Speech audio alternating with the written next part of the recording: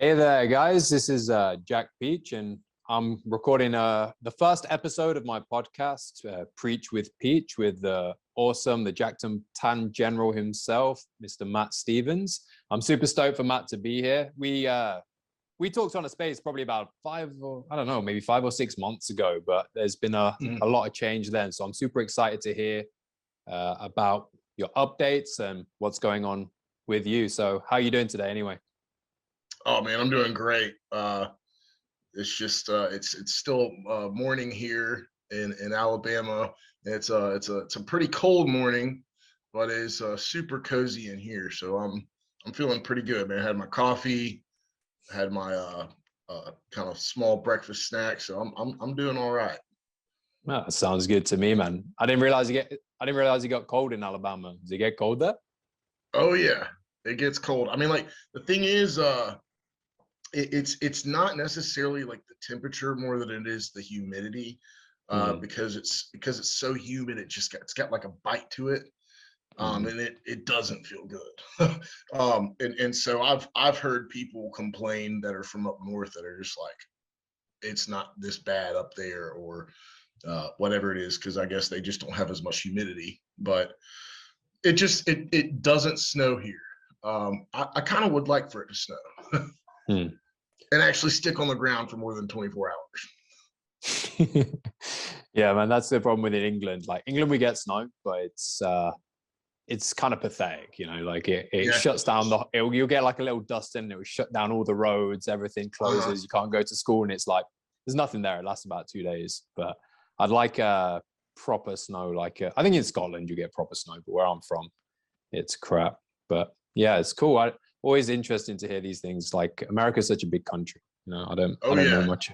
I don't know much about it, but I know that England fits into about like New Jersey or something. So it's like one tiny state. Yeah. England's tiny, man. You can drive you can drive the whole length of like from the northern tip to the southern tip probably in about like 20 hours. And that's because the roads are so bad. It would probably take like in certain areas go through mountains and stuff. It's so amazing to me how like America and Australia and a few other like colonies kind of branched off of England. It's just England's had a ton of influence on the world.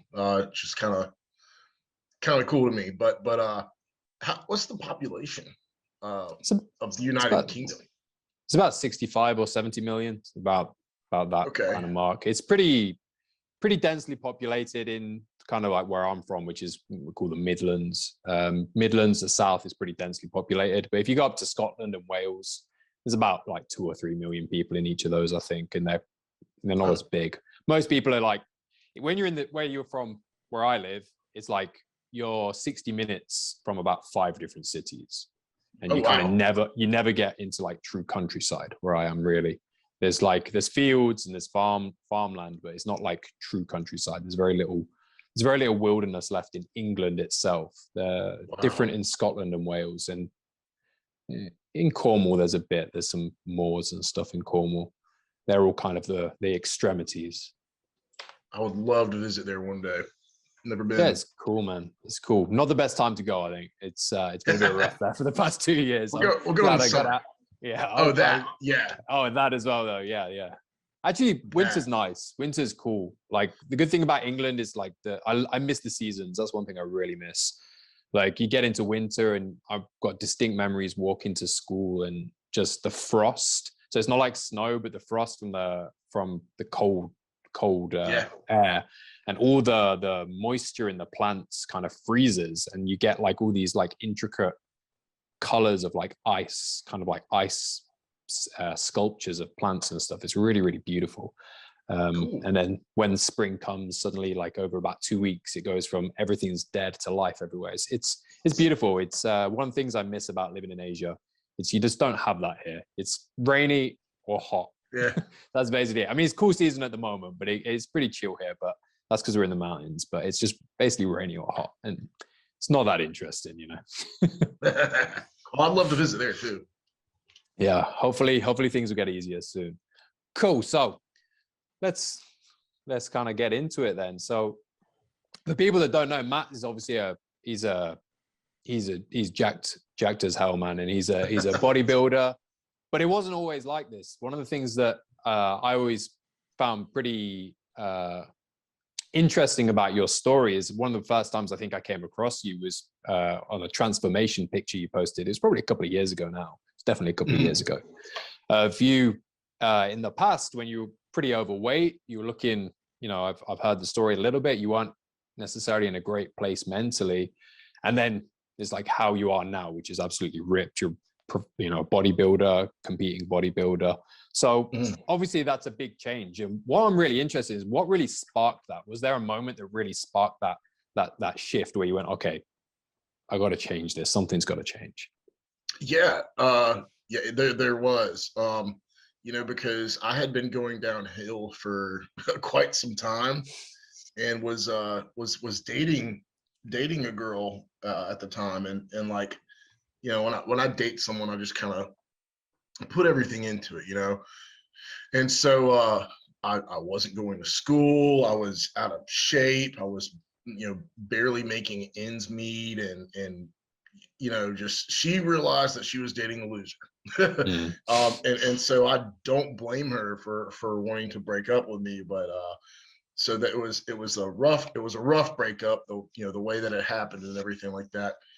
But that's kind of what sparked it. And that's kind of what woke me up was, okay, I need to get my life together because, you know, she's not the only, like, it's not necessarily her fault. You know, it's kind of my fault. So I kind of recognize that I need to take responsibility for myself and turn things around. So that's really kind of what sparked it. It was a bad breakup. Yeah. It's interesting how many times that's the case as well. Like people do tend to men tend to tie up their self-esteem in women to a large degree, whether for better or worse. I'm not sure it's 100% the healthiest, but it's never going to change. I think there's always going to be some element of respect that's gained from women. And do you think it was the actual breakup that caused that, or? Yeah, because I mean, like I was fully invested in our relationship, and you know, I was heartbroken. It broke my heart. And but you're absolutely right. I mean, like the if we talk about, you know, just for a second, feminine and masculine dynamics, the feminine is supposed to inspire the masculine. You know, we're supposed to. I mean, that's just kind of what attracts us. So it only just makes sense that happens. So you know, women, you know, will influence a man's life a lot. So that's definitely, I know for a fact that's definitely what woke me up. It's a big reality check. Yeah, that's cool. And then what did you do then? Like, was there like a space between or a time between the breakup and then going, okay, I got to get my act together? Or was it an instantaneous thing? Was it what sparked you doing the fitness as well, I suppose is the next point. That's a good question. No, man, I kind of just went through like a little, like, you know, lull, just feeling sorry for myself for a good, like, maybe 2-3 months. You know, it was bad. You know, I got pretty down, and it may have just been 2 months, but I did a lot of research. I did a lot of reading. You know, had my laptop, and I'd get on Reddit a lot. And so I eventually stumbled upon the subreddit called the Red Pill. I mean, I'm sure you're familiar with the Red Pill. Yeah. So yeah. I started reading the Red Pill, and a lot of things just started making sense to me of what I was reading there. And I was a little naive at the time, and couldn't necessarily discern or you know, distinguish between what was right and wrong about what they put on there. And that kind of affected a little bit of my future relationships. But the influence that the Red Pill had on me the biggest influence was to get back into the gym. And so to increase my value, because I was like, okay, you're right, this whole you know, SMV, sexual market value type of conversation was actually a really good concept, I think. And so I realized that I needed to increase my SMV if I did want to have a successful relationship one day. So that's what got me back into the gym, was like, okay, because you know, this is something that really mattered to me. You know, it broke my heart. And I was like, I don't want this to happen again. I don't want to go through this pain again. And so that was like my biggest mission at that point, was get back in shape, because I had let myself get out of shape when I graduated high school. I stopped working out, which was a huge mistake. But yeah, that's kind of what I did for those few months in between, is some research and just kind of sulking. But yeah, that's kind of what led me to get back into the gym, was the red pill. Yeah, that's good. It's what I hear a lot, and it's the right way to use the red pill, I think, because like you said, like some of the stuff with it, I'm kind of like tangentially involved with it, and I pushed against it and part of aspects of it. But in general, I think it's a positive thing. Like I'd say I kind of agree with 80-90% of it, but it's just the 10% that's bad is pretty bad. But if you use it as the right kind of way, as you did, like as a stepping stone to lead you out from a bad position to a better position, it's a great tool. And it's one of the reasons why I think it's important that the message gets moderated a little bit, which I think our space has done. I think our space has got a lot better in the past. Even the 3 or 4 years I've been active in this area is like, I think the rhetoric has got a lot healthier in our space, full stop. I think generally the the more dangerous aspects of it, the kind of branch swinging and spinning plates, and you need to be, the kind of dark triad element of the red pill as well has definitely got a little bit pushed back, which I think is a good thing, because now we've kind of got left with the healthy aspects of masculinity that are attached to it without the more unhealthy aspects. So it's a good story and a common story, and something I hear a lot. And I think it's good that if anyone is kind of in a similar boat, it's you can learn a bit from your story and take that advice to heart. Yeah, because I mean, if you I haven't gone to the red pill or read the red pill in quite some time, so it may have evolved. I don't know if it is even still there. But if someone's listening to this and they go and read the red pill, just know to be careful, and to really think and ask questions, and make sure that it really makes sense to you, what you're reading and what you actually take and apply to your life. So that's the only thing I would recommend, because I didn't do that, and it kind of affected my future relationships from that point. I'd be aware of the cognitive dissonance if you feel it. Try and be aware of that, because there will be some dissonance you'll feel if you do go down that route and read it. There'll be certain things you'll read and you'll be a bit like, that seems a bit off. Like listen to that feeling, I would say. When I was talking about the red pill, I was more about our space, like this kind of masculinity space. I think it was dominated by the red pill kind of 3 years ago when I joined it. Whereas now I think the red pill is more of a, they're more of a, what's the word I'm looking at, an out group rather than the in group now, which I think is positive. We've taken aspects of it, but sort of sidelined the more negative parts of it, which has been really, really great. On that line of thinking, then, like, what were those kind of negative traits for you? Like, are you comfortable sharing a little bit about that, maybe? Yeah. And so let's see. It really all just kind of based off of my insecurities at that time, and I never really. One of the things that the red pill didn't do was to help men confront their insecurities, and also I kind of dehumanized women a little bit, and that had a rough effect on like kind of how I treated women at that point. And there's a lot of things I did that I regret, where I mean, women, the thing is, women are still they're humans, and so they're the way the red pill kind of talked about it was that you kind of have to punch these buttons, or kind of say the right thing, or whatever it was. And so one of the things that I did in my my next relationship, so here's the thing, the red pill helped me get to a point where I was a lot more attractive, I was a lot more outgoing, I was a lot more confident, and that helped me get into my next relationship, which was like 10 steps up from my previous relationship, if I'm being honest here. And I put that girl on a pedestal. And also reading the red pill. At one point, our relationship kind of started to go downhill a little bit, and I was like, okay, I'm losing control here. What do I need to do? I went onto the red pill and read kind of what guys were doing, and was like, okay, I think I have an idea of this. But really, what I was doing was just being controlling and insecure, and that kind of led to the end of that next relationship, which was my second heartbreak. And that's when I said, you know what, I'm done with the red pill. Like, there's different aspects to this, and I started reading different books and whatnot. But yeah, I'd say those were the most negative aspects. Was the controlling, and then not taking control or owning or confronting my insecurities.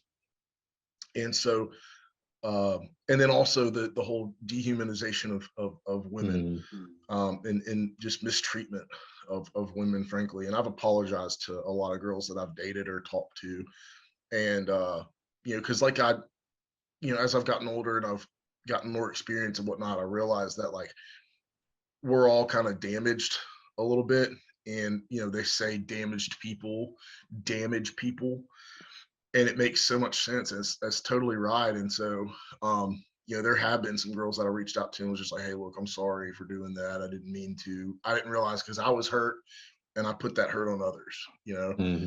So that was kind of the biggest thing that the biggest negative aspect, I guess, that I got from the red pill. Yeah, it's a very mature response, even reaching out after the fact. And it's interesting to me that, like, it's kind of like both the experiences were bookended by a breakup, right? There's almost like an interesting symmetry to it, right? Where the breakup forced you to level up when you originally leveled up into being into the red pill. And then the next breakup, where you broke up for a completely different reason, actually forced you to level up again. This is one of the reasons I like to think about women. I like to say that women are like portals to a better version of yourself. Bro, I believe God uses women to get men's attention. Yeah, I think so, for sure. And of course, he uses people in different ways in your life, of course. But for me particularly, he used women to wake me up. Yeah, me too. Like, I wouldn't be the man I am today without my wife, for sure. She made a huge influence on me. And other situations myself. It was my own situation with women which caused me to initially go traveling, which was a big maturation process for me. So it's and if you really lean into it, you should realize, like, people need to realize in general that the masculine and feminine are not at odds with each other. They're supposed to be entwined, and we all have aspects of the masculine and feminine, but like within each of us. So when you actually go super negative on the feminine, you're actually saying you hate this aspect of yourself as well, which is not healthy as well. Because there will be, even the most alpha guy still has some aspects of the feminine within him, because we all have varying different blends of it. So it's a really, really interesting, an interesting expression of self-loathing, which is something that I'm personally interested in, how people kind of let their own insecurities out into the world, which is essentially what it is. So it's to me, I kind of describe it as like a dance, because it's fluctuating all throughout, in every moment, just about.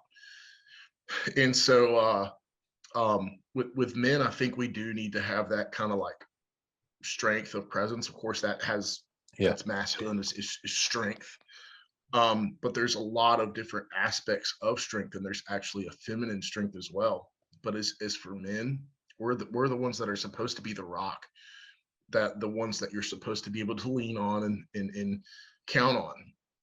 And women are the ones that are supposed to be, what was the analogy I heard was the masculine is like the mountain. It doesn't move no matter what the weather does, and the weather is the feminine, always changing and moving and whatnot. And so I think that's a great analogy of how to put it. And so, I learned that I wasn't that mountain.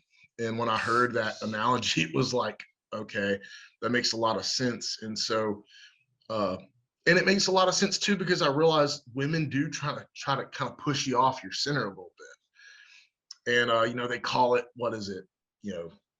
Shit tests or whatever, or fitness tests in the red pill.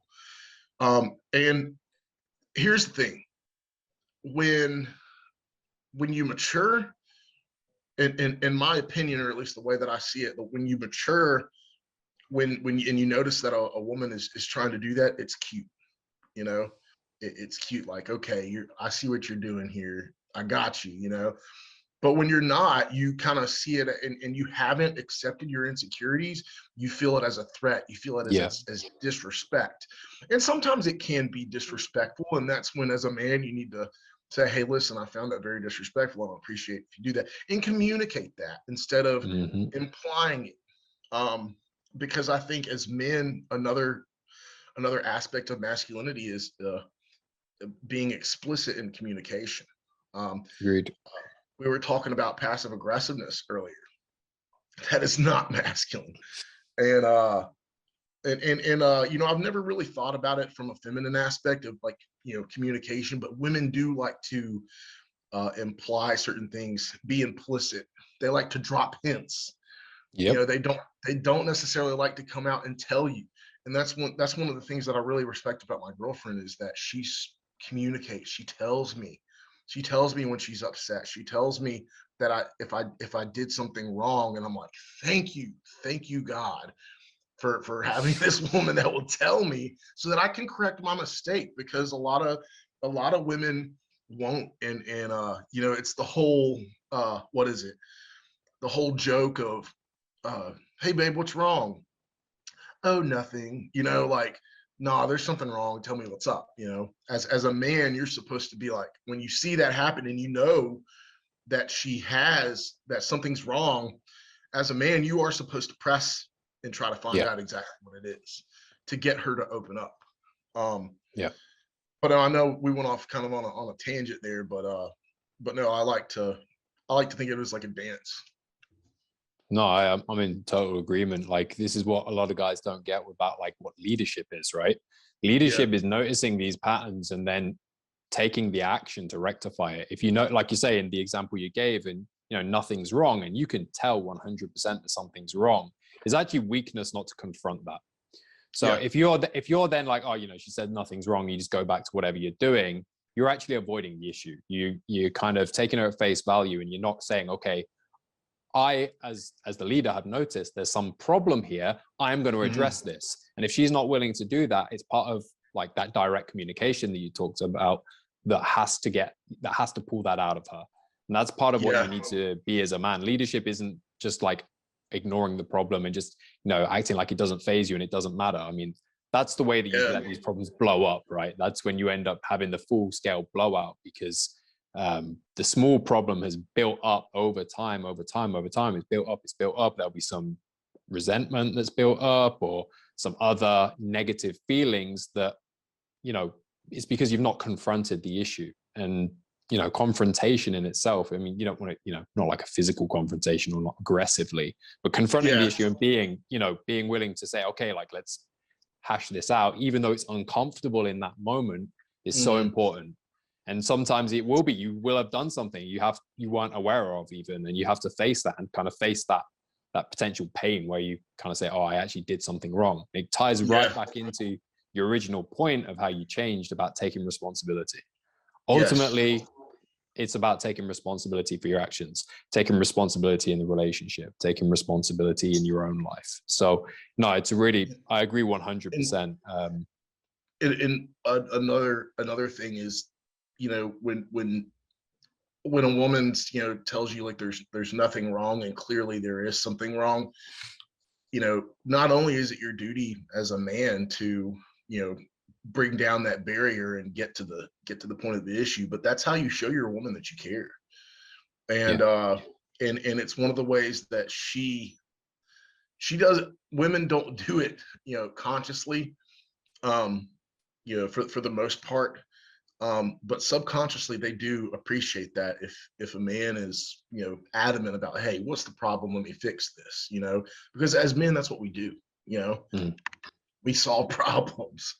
And you know, just from like a relationship standpoint, and just from, you know, having that barrier present that she puts up, you're the one that's supposed to break that barrier down. And you're also giving her the space to allow her to be emotional as well, and to actually allow her to which is very important to women, is to let those emotions out, that she can be present with them, because she's still feeling them. But if she's holding them within her, like, they're going to be negative. Whereas if you then bring those negative emotions out, you get the potential to transform them into something positive. And ultimately, that's what women want from their man. They don't just want you to be the rock there to support her.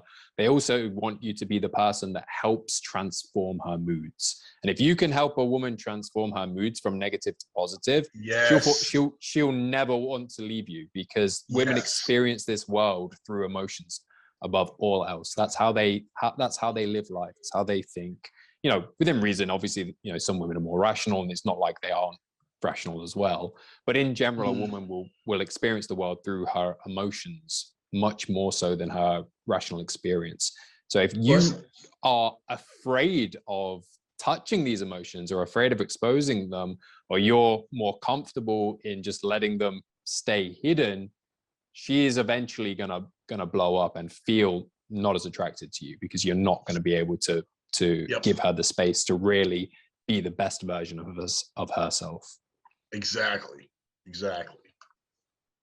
Cool. That was a nice little topic. We little tangent there. So let's go for the huge scale transition. And since the last time me and Matt talked, he was basically preparing for a bodybuilding competition. And I kind of, you know, I got a bit of insight now. I know how it went, but maybe the audience don't know. So I'd love for you to explain, how did that go? How was it? How was the experience of that?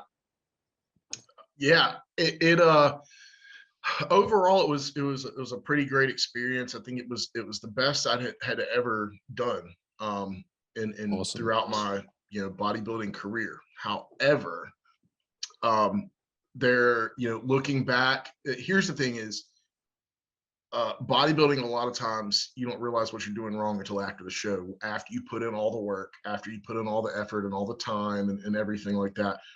Then you look back and you realize, okay, well, what did I do wrong there? You kind of got to pick apart your prep, what you did throughout that entire prep. And I think that I lost too much muscle during the prep. You know, I don't want to say anything negative about my coach, but I just didn't understand why we took my weight down so low, only to bring it right back up, you know, an extra 10 or 12 pounds or so. It just didn't make sense to me to deplete by that much, because I did lose a lot of muscle. I lost a lot of mass, and I think that's kind of what affected my placing. And then on top of that, I wasn't as conditioned as I could have been. And anyway, I placed second in my local or regional competition, which was the state championship. You know, my goal was to go in there and win the state championship and be Mr. Alabama. But I just fell short by one place. I came in second. And so, which is, you know, still respectable, of course. I mean, I had a pretty stacked class, heavyweight class, and the guy who beat me won the whole show. And so went on to Pittsburgh after that to compete at a national level, because I knew I was going to do well at the regional. If you come in like first or second, I believe, and this is under normal circumstances. COVID, the rules have changed a little bit. I think if you place top 5 at your local show, you can compete at a national show. You qualify for a national show. They call the regional shows national qualifiers. So I qualified for a national show, and I did North Americans, which is in Pittsburgh. Went up there, and man, I really got to see what the next level of competition looks like. And I did not do too well there. Kind of screwed up my peak a little bit. And for those of you who don't know anything about bodybuilding, peaking is very important. There's you're trying to manipulate your water intake and your carbohydrate intake, because carbs pull water into the muscle. Well, if you have too much carbs or too much water or whatever, you could do what they call a spillover. That kind of gives you like this soft look, and that's what happened to me big time. And you don't want to look soft on stage. You want to look hard and conditioned and whatnot. And so that's kind of what happened up there. And was not too happy about it at all. But it was a good experience because I realized, okay, this is what a national show is like. This is what is expected of me. And so since then, I was a little bummed out after that. But this whole off season has gone tremendously well. I have never, and this this may upset some people, but I've never purposely tried to add muscle. Like I've never put the same amount of effort into my off season as I did when I was prepping for a competition. Well, this year I made the decision. I said, look, I'm getting older and I need to take this a little bit more seriously if I actually want to turn pro and go compete at a pro level.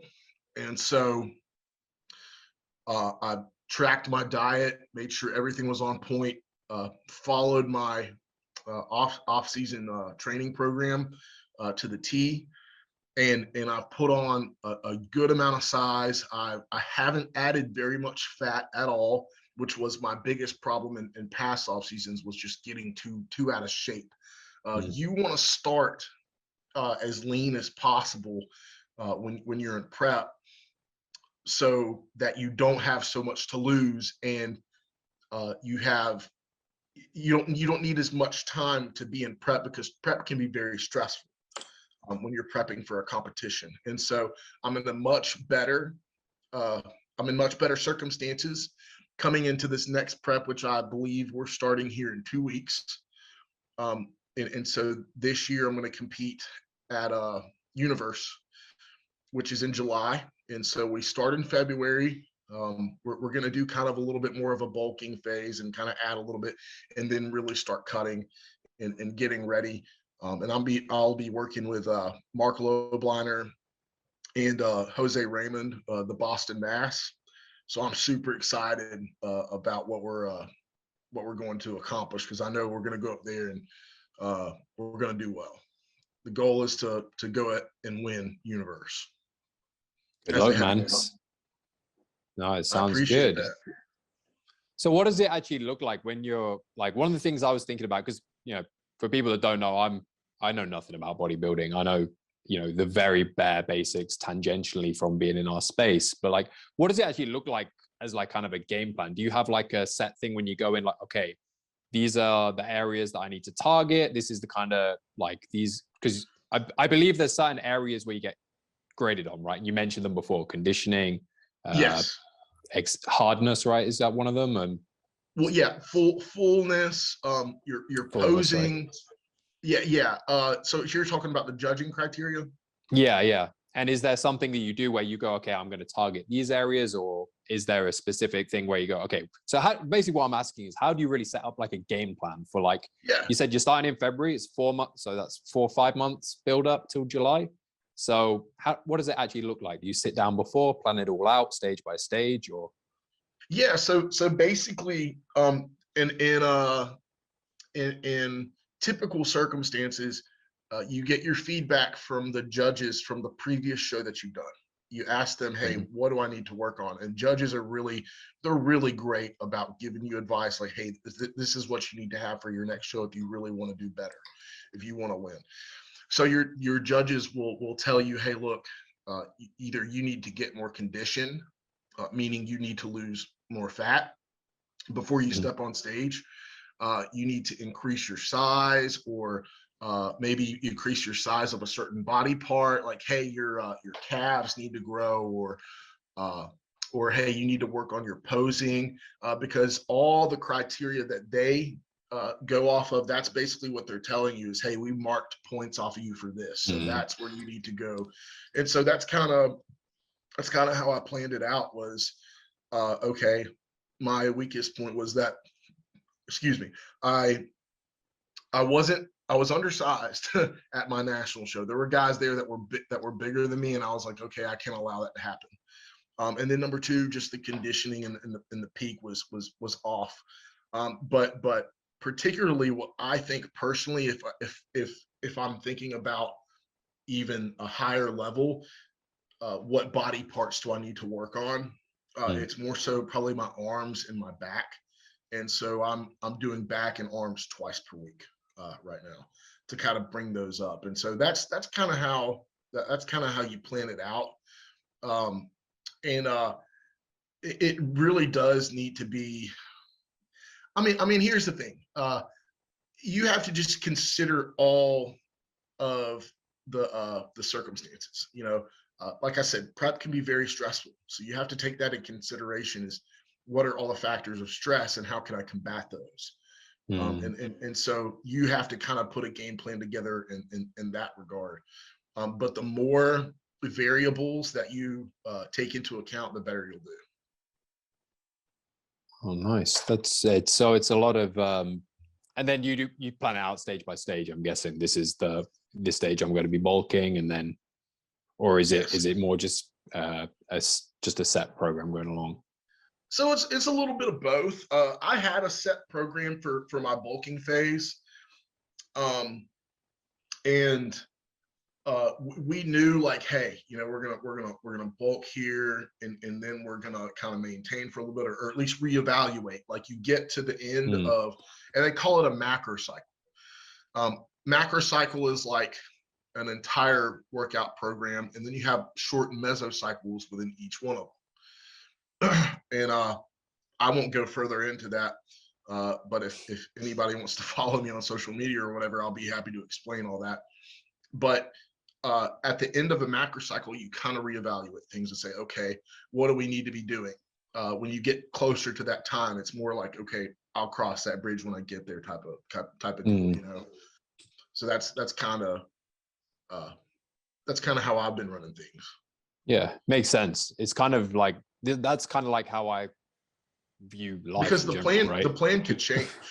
Yeah, the plan could exactly. change. So, and you'll see your results, right? I'd imagine you notice certain things, certain areas that need work, so you give them that flexibility to focus in, right? Right. Yeah, cool. Yeah, I like it because it makes sense to me intuitively, because it's kind of how I view life in general, where you have this macro plan based on your values. Like, this is what I want to achieve in my life. These are the things I want to do, both on mid-term, long-term scale, because this is how I envision what's going to bring me the most life satisfaction, right?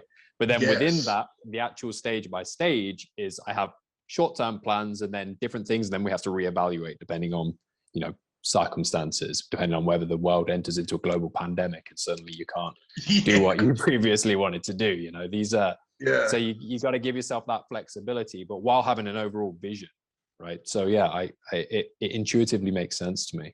One of the things you mentioned before there is you wanted to go professional as well, right? So yes, what are the? I saw a picture with you and Mark Loblino. I think it's him going professional. I think he won his pro card. And we had a show that we did in Scottsdale, Arizona, muscle contest, and he won his class, and so he got awarded the pro card. And so the basically the criteria is different. You win your pro card at a national show. So like the show that I did in Pittsburgh was a national show.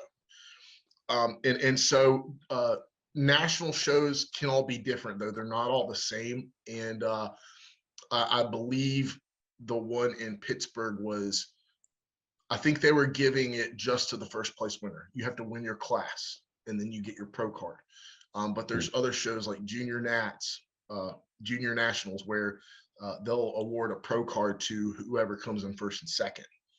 And then there are some national shows that don't even reward a pro card for whatever reason, which I don't necessarily understand, but I've never asked anybody why not. But no, so that's basically the requirements in order to win a pro card. You basically have to win your class at a national show.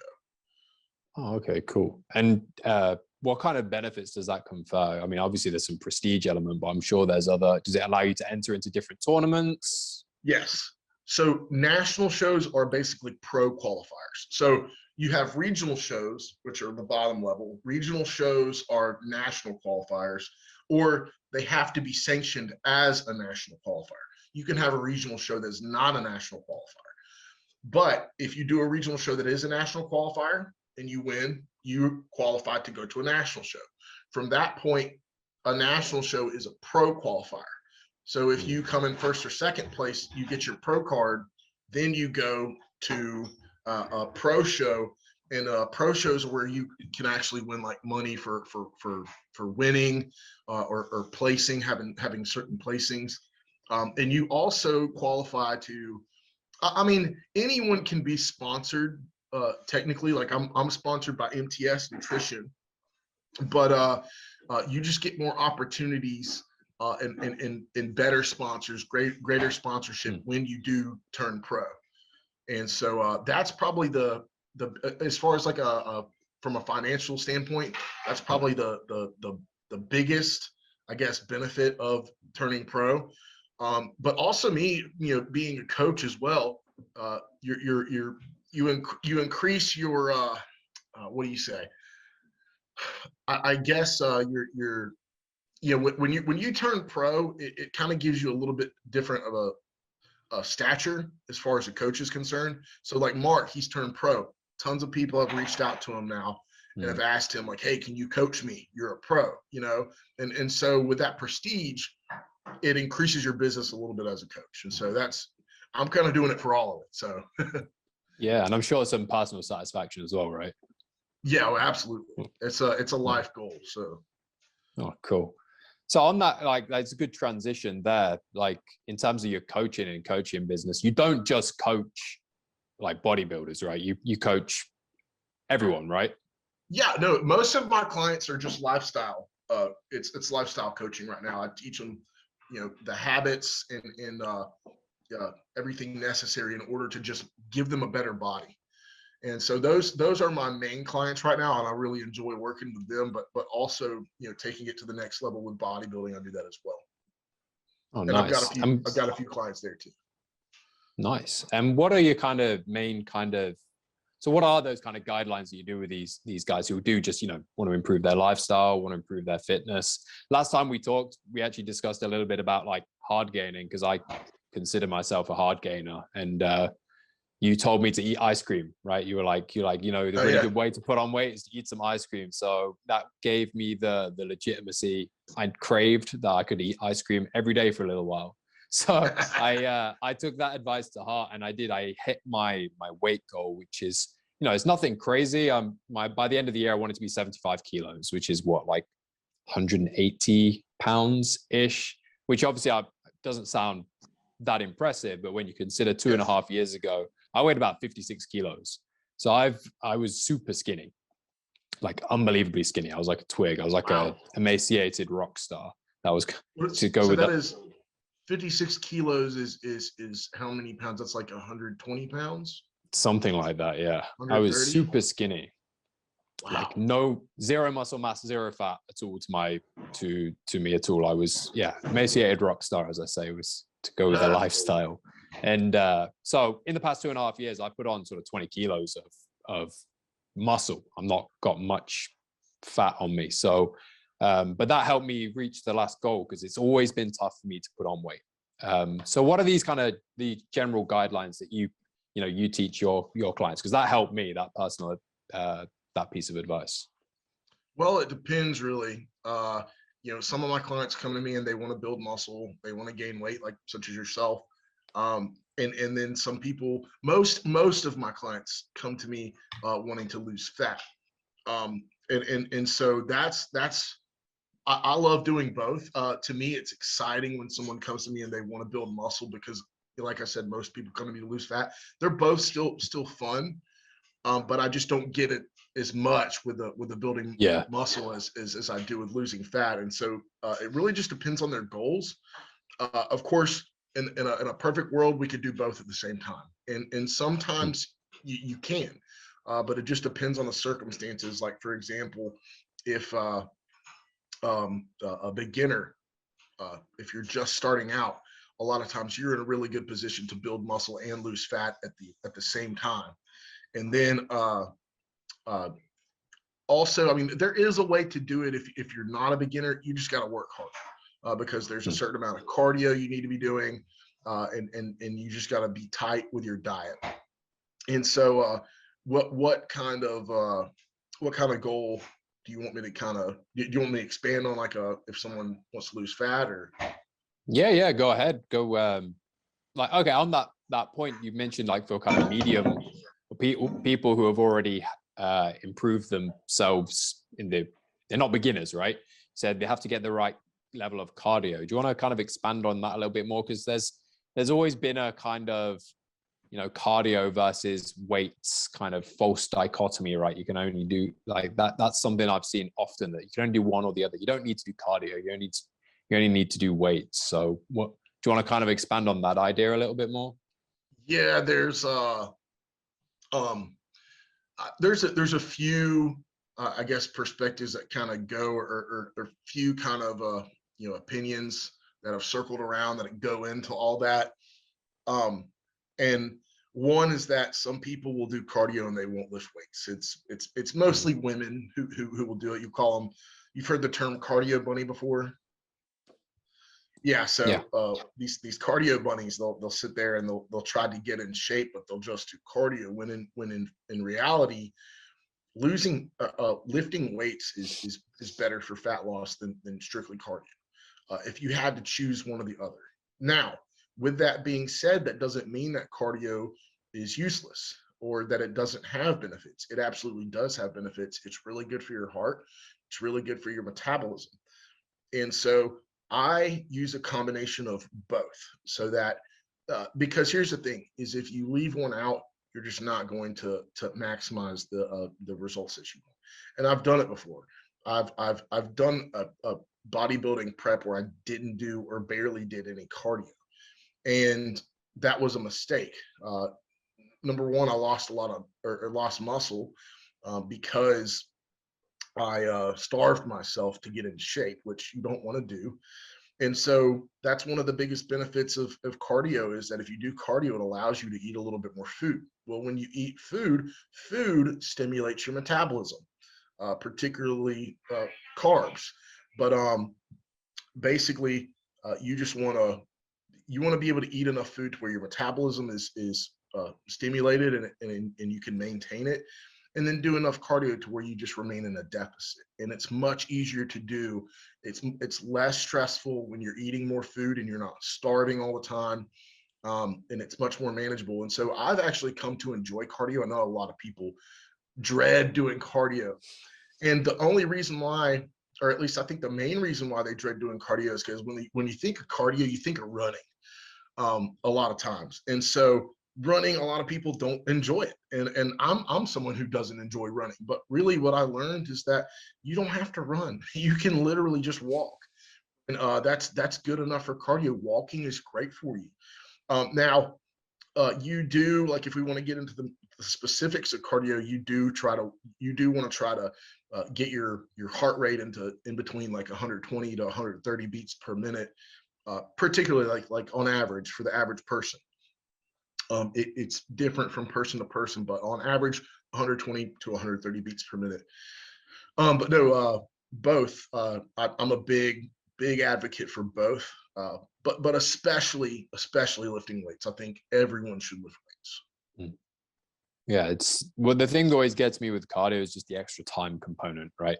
Like especially since I've had my kid, like I've switched from going gym 4 times a week that now I'm just doing home workouts. So I bought myself a pull-up bar and I got some gymnast rings, and I started just doing that 3 times a week because it's just a bit more time efficient. I don't have to go out for, I have to travel to the gym, number one, which adds, it's a 20-minute drive to the gym that I go to. So that's 40 minutes extra. And then, you got to get in and get ready. Whereas here I can just get out, squeeze a 40-minute workout in here and there. And I've actually been relatively surprised by the results I've had, particularly in my chest. I've found it difficult to build my pecs. I don't know why. I don't know if it's what the programs that I've been running. I found it particularly difficult to build chest muscle above all else. And this has, surprisingly enough, been really, really effective. Just variations of press ups, like dips and a few other different things. I bought a program and it's worked really well for me. Whereas at the moment, I'll be honest, I'm doing virtually no cardio because it's just a time component, as well as the fact that Asia, for people that haven't been here, is really difficult to walk in Asia. There's no footpaths. Like here in Thailand, there's like I'm not going to say wild dogs, but they're like street dogs where they're owned by someone, but they kind of just let them do whatever they want. Yeah. And they're quite aggressive, and sometimes they're big, and you just don't feel comfortable, walking around them. So that's one of the things I really miss about living in the UK, is just how easy it is to walk everywhere. Like I used to live 5-minute walk from the shops. I could just walk to the shops and come back with my shopping right from where I live. Now there's no way I can do that. I think America's similar though. People don't really. It's hard to walk, right? But well, yeah, it depends on where you live. I mean, like if you live in like the suburbs, it's pretty easy. And of course, depending on the neighborhood. But of course, walking outside is preferred if the conditions are right. But if you have to, get on a treadmill if you have to. For me, what I do often is it depends on if I'm walking outside or doing a cardio inside on a machine. I get a lot of work done. I do a lot of writing. I do a lot of, I make memes. I put that on my newsletter the other day to kind of let people know, or actually no, I put it in, it's in the guide that I just released, because I just released a fat loss guide, and I was, kind of explaining the cardio part. And I tell people, like, look, incentivize yourself for cardio. Give yourself a reason, give yourself something to look forward to when you do cardio. I tell people, look, if you have to, pick out a TV show that you could watch on your phone or something like that. Whatever gets you to get that work done, it's going to be good for you. So, and if you need to make it more enjoyable, do it. Reward yourself, because you are doing something really good for yourself by getting that cardio done. And so, there's so many negative perspectives about cardio, but it actually really is good for you. And there's ways to do it that make it enjoyable. And I guess from your circumstances, it may be a second before you're able to go do something. Maybe when your son gets older, or something, or if you have someone that can watch him while you go do your thing. That's what a lot of parents will do. Some parents will take their kid with them to the gym, and they have like a kid center, or they'll hire like a babysitter to come in the afternoon or whatever, for whatever, an hour, and then to watch the kids while they're gone to the gym. But but I understand that there's a certain time where you just gotta be there, Yeah, man, it's good. One of the things here, one of the reasons we're going to be moving is because that we don't have that support network, and we don't speak the local language, and the level of English here is very low. So even getting a babysitter is like we don't know, we can't even communicate with them to tell them what we want, so it's like it's pretty tough. I'm looking forward to the move, not just for that reason. We're also going to be moving to an area of where my wife's from, where it's Western kind of, it's a Western enclave. So we're going to Indonesia. So my wife is Indonesian. Oh, okay. People don't know. Okay. So yeah, we're moving from Thailand, where we live now, to Indonesia. But we're going to be living in kind of the expat area of her city, and they have it's kind of like its own city almost, and it's all walkable, and the shops are there, and you can get everything you need in that local area. So once I get there, I'm going to be, depending on how far our actual house will be from the shops, I'll either have a bicycle and I'll bike to go to the shops and stuff. And it's just a way to get out, because the one time in my life when I was overweight, I was mentioning earlier, I was emaciated. I've always been slim. I used to be fit as a kid, used to play football, soccer, and was, I wasn't very good, but I played, to a reasonable level. I was better than average, but I stopped when I went to university, and I stopped doing all exercise. I started drinking, started eating, probably a similar situation to yourself at that time, right? It's kind of the same circumstances. And actually, one of my old friends who didn't go to university, he called me out one day, and he was like, "Yo, Peach, you're getting a bit of a beer belly there, buddy." He's like, "What's going on here?" It's like poking my belly. And I kind of looked down at myself. I was like, "Oh, damn, this guy's right. I didn't realize." I kind of hadn't really put it together. And the only thing I did was I started cycling to university instead of getting the bus. So doing that, 4 or 5 days a week, I forget how many lectures I had. I just cycled to university, and then I'd cycle from university to where I worked afterwards.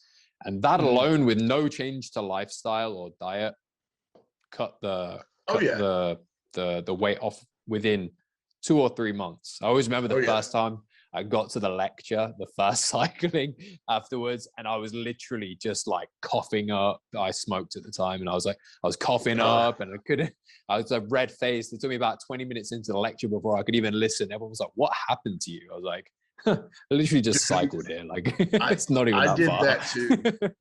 I did that too, man. It got to the point where it was like, even when I was going up the stairs, I was like, I'm out of breath. Like, and I'd be sweating, and yeah, it was hot in Mobile, Alabama, but still, it was like, I shouldn't be, like, it was like one flight of stairs. It's like, this is not right. And that's when I decided to quit. Yeah, it's a bad thing, man. Yeah, but isn't Indonesia, and I may be getting it mixed up with somewhere else, but isn't Indonesia like one of the safest places and like the lowest crime rates? No, not at all. I'm thinking Singapore. of someone else. Singapore, I think. Okay, yeah. Indonesia is pretty. So Indonesia is the 4th largest population in the world after the US. Oh, so wow. it's, and like over half of the population live on one island, which is, it's an archipelago. It's many different islands, and each island has its own culture and stuff. But over half of them live on Java Island. And that's like something like 170 million. Don't quote me on this. 95% of statistics are made up, but it's something like 170 million people live on this island, which is, I think, slightly bigger than Britain. So when I was saying that Britain's overcrowded with, kind of 70 million people, this is over double that. And there's a lot of poverty. And it's the largest Muslim country in the world. Now, that's pretty good because it's very religious, and it's very, there's no woke in Indonesia. Let's put it that way. And it's a great place to bring up children. One of the things that really was a big kind of red pill moment in my life was, and which brought me eventually to God, was when I lived in Indonesia with my wife. She was then my girlfriend. I didn't live with her, but I was staying there when we first met, when I was traveling. There's a whole story there. But I went and stayed there for 6 months, and it was a fully Muslim country. Everyone's wearing hijabs. And it's the first time I'd really lived in Britain is secular. And it's the first time I'd really experienced being in a properly religious country. And growing up, we were always told like religion was this hugely oppressive thing, stop people being free. They weren't able to do what they wanted, and everyone hated it. Everyone hated living in a religious country. And then I went there and I was like, everyone's kind of happy here. It's like all these, you've got like these 21-year-old women, and they've got a kid already, and they're married, and they're there with their family, and they're all chatting away, smiling, and like genuine smile. And I was like everyone I know growing up is miserable. And it was like this kind of like, it was this dissonance right in me, where it was like everything I'd been told, like when I actually experienced it, the reality was the opposite. And it's just one of these many ways that we've been gaslit in the West into thinking certain things through propaganda. And that was a really big moment in my life where I kind of suddenly I was open to the idea of religion. Even like before that, I was the stereotypical atheist that scoffed at you and laughed if you were religious. I thought you were an idiot. Like I really did. I was that guy. So I was at one point too. No, I think that's why it's important for people to travel. Because it gives you a different perspective, and you get to see different cultures. Now it depends on the person, of course. You have some, and I know like Americans are like notoriously known for being disrespectful when they go to a different country or whatever. But Brits too.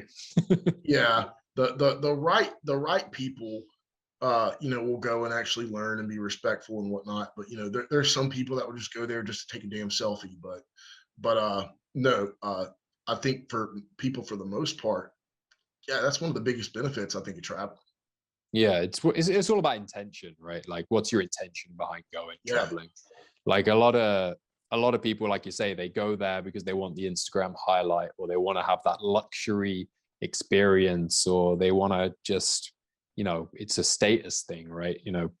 Bali is in Indonesia, right? So Bali, I'm sure you've heard of, right? Yeah. Oh, that's what most people have heard of from Indonesia.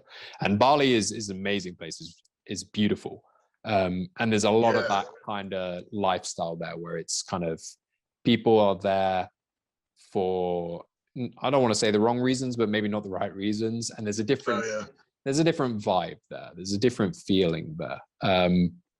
But yeah, it's a great experience. It was originally traveling which led me on the path of self-improvement. I was in a similar situation, pretty miserable. My life needed to change, and I booked a one-way ticket to Asia, to Bangkok, to Thailand, where I now live, ironically enough. And and it was that whole process which really matured me, because it was the first time I'd gone away from home.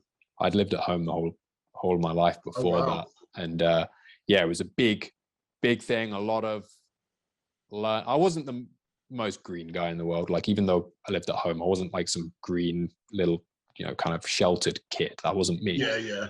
But it's a big deal when you're in a different culture with no support network at all. Oh, yeah. Moving every couple of days from place to place on your own. It was, I learned a lot about myself. No kidding. No, I bet that was quite the experience for sure. Yeah, it was fun. And of course, I booked a one-way ticket and then never came back. So met my wife and never came back. I had been back to visit, but yeah, it was cool. Have you done any traveling yourself? So the last time I traveled out of the country was before COVID, and we went to Italy, which is where my mom is from. She's from Sicily, and I didn't get to go over there and see my family or anything, but we toured the country a little bit. We started in Milan, went to Venice, then went to Florence, Rome, and then Naples, and then back to Milan for our flight out.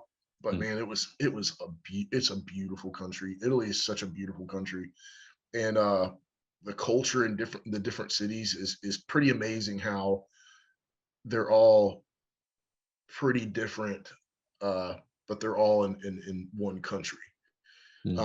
Because Venice is the city on the water, and then Milan is like the I don't know if it's like the economic capital there, and then Rome is just massive, and then Naples is just completely different as far as people are concerned. But I loved it. I would love to go back. I want to go back to Italy again. I thought it was just beautiful over there, and had such a good experience. But other than that, I haven't been to very many countries. I've been to Mexico and some of the Caribbean islands, and I wouldn't even necessarily consider Germany, because I was just at the airport, and so I don't think that one necessarily counts. But yeah, that's about as much travel. And of course, I've traveled within the States. There's so many places to go in this country, and there's so many places I still want to see within my own country that I haven't been to yet. And so as I've gotten older, business has just taken me places, which is really cool. And I expect this past year I had a lot of traveling, and it wasn't expected. But things just continue to happen, and so as it continue to happen, more traveling is expected. So I think this year I'll be seeing a lot of places as well. Yeah, that's cool. I think it's an often underappreciated thing about America and Americans is, like, I think in general Americans don't travel as much because, like you say, there's just so, like, it's kind of like, why would you don't really need to leave, right? Like, if you want to have if you have a tropical country, you just go to Florida or maybe Hawaii. If you want mountains, you go to Colorado. If you want to go to the Arctic, you can go to Alaska. So I actually studied American politics for a while, and that was one of the things that we were always taught is, like, America is actually very insular because of this reason, because people there's not as much need to travel. Whereas one of the things I underutilized when I was living in the UK is that we're actually so close to so many different countries, like so easy to travel in Europe at the time, obviously different now, but that it was, I didn't take advantage of that. And I'm not going to say I regret that, but if I could go back and live my life again, that would be one thing I would have taken more advantage of. Or if we ever end up back in the UK for whatever reason, that's something that I think I'll take more advantage of, because it's, you can get a 3-hour plane journey to about 10 different countries, and that's each so cool. country is different. Yeah. It's really That's cool. awesome. I mean, like, I definitely want to tour Europe a little more. I still do want to go. I want to go check out Germany and Sweden and France and Spain and all those countries as well. Just because there's a lot of our heritage in this country comes from there. And I've just always wanted to go check it out. Yeah, so that's on the to-do list for sure. Yeah, hopefully sometime soon this stuff will finally chill out. Here's hoping. I'm praying for that as well, because it's been 2 years since we've left this country. Thailand locked its borders pretty early on, and it's like you could leave, but coming back was difficult. You could come back, but it was like 2 weeks hard quarantine in a room, and you paid a lot of money for that. It was a lot of money, especially if if you're not earning Western wages. Even for Westerners, it's you're talking thousands of dollars. Wow. Whereas free for Thai people, right? But for anyone else, it was. And even though I was working here at the time. My wife works here. We would be able to come back, but we'd still have to pay that huge amount of money. So we've not left the country for 2 years. Luckily, my parents are actually here in Thailand at the moment, which has been great. First time I'd seen them in a couple of years, and we'll be traveling back to Indonesia in a couple of months. So looking forward to seeing my wife's family again as well, because family's important. It's important. Oh, absolutely. And it's one of the things that I've had to sacrifice in my choices in life. So, and there's a reminder for anyone listening to this: there's always pros and cons. You see these Instagram lives where they're showing you all the highlights, but there's always a payoff. For everything you gain, you're going to have to lose something. So don't get too lost in idealism, as I'm sure same with bodybuilding, right? You have to give up a lot, I'd imagine, a lot of flexibility and lifestyle, I'd imagine. So there's a lot of sacrifices. Yeah, a lot of them. Cool. So I think we've gone over a whole range of topics there. I wasn't expecting to end up with traveling, but it's good. It's been good. I've really enjoyed the conversation. Is there anything you want to plug? Anything, where can guys find you? Should they want to have a chat with you, find out some more of this bodybuilding protocol or just general fitness advice? As you can see, Matt knows what he's talking about. He's he lives it.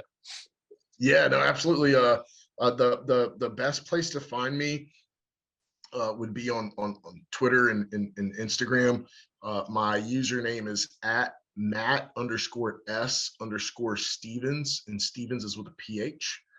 And that's my handles all across the board. And I just got on TikTok too, which, hopefully add something positive to TikTok, because there's a lot of trash that comes out of TikTok. But I do a lot of YouTube lives with Mark Lobliner. So if you follow the Tiger Fitness YouTube channel, you'll see me a lot on there. But the most like intimate content that I give, I don't know if intimate's even the right word, exclusive content that I give would be on my newsletter, and you can find that at my website, which is realmattstevens.com. So cool. And I'll link all those under the description for everyone who's listening to this. And so this has been the first episode of Preaching with Peach. I want to thank you very much, Matt, for coming on again and taking the time to talk to me this morning for you, evening for me. And so next time, guys, thanks for tuning in. See you again. Absolutely. Thanks, Jack.